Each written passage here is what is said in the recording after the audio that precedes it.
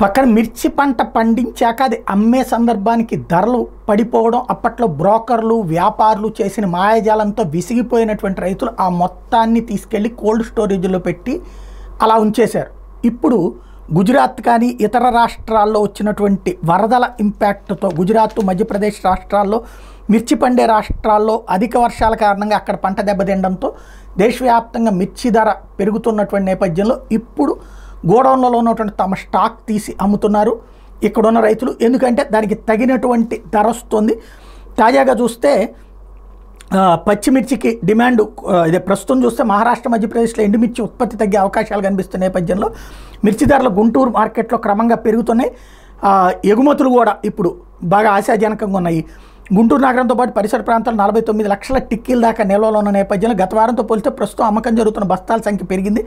September 2న 35,607 బస్తాలు వస్తే 32,517 బస్తాలు అమ్మారు. సెప్టెంబర్ 18 49,232 బస్తాలు వస్తే 48,649 బస్తాలు అమ్మారు.